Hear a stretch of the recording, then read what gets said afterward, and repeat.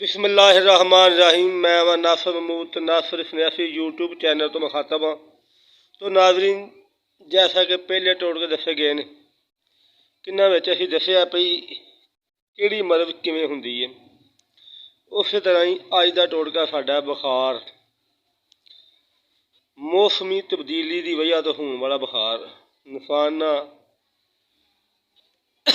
की असर अंदाज इंसान की जिसम की बॉडी पर की असर करता है और किस तरह करता है और नुकसानात की ने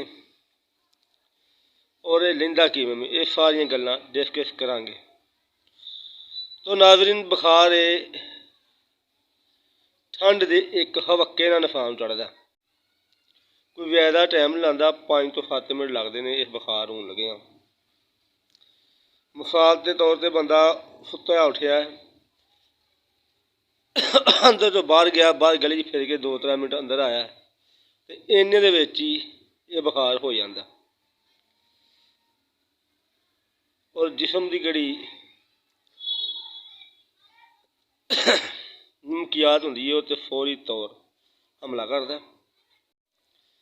बॉडी के विच जितना पानी होंदा उन्होंने फौरी तौर सुकाने की कोशिश करता और किसी नाल बंदे की कमजोरी बहुत ज़्यादा हो जाती है। बंदा चल फिर नहीं सकता, बंदे दी हड्डियां पीड़ करदियां और बंदा बेचारा बड़ा परेशान हो जाता है। वन सुवनियां दवाइयां डॉक्टरों को लै खा थक जाता, असर उन्होंने कोई नहीं होंदा, वजूद के उत्ते एक कपकपी तारी हो जाती है,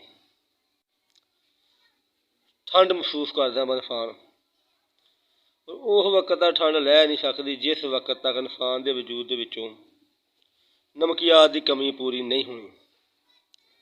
लो जी, नमकियात की कमी पूरी करने का तरीका दसांगे और इसका इलाज भी दसांगे। तो वीडियो बनाने का मकसद ये भी हर इंसान तक साड़ी बात पहुँचे और सारे भैन भाई इस टोटके तो फायदा लैन करन।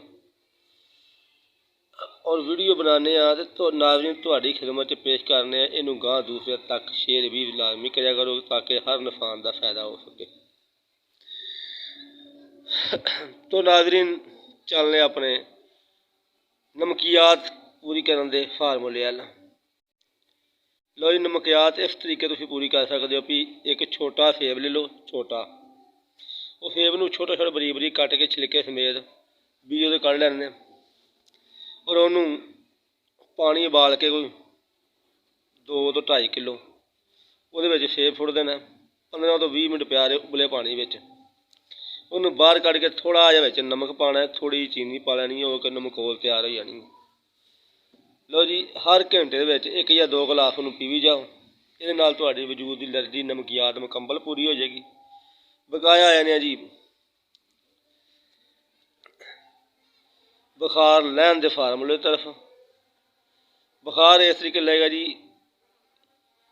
खूब कला पनफाए दुकान तो आम मिल जाती, किमें अल्फी के बीज होंगे छोटे छोटे, ये छोटे छोटे बीज होंगे ने, वो ले लो, उन्होंने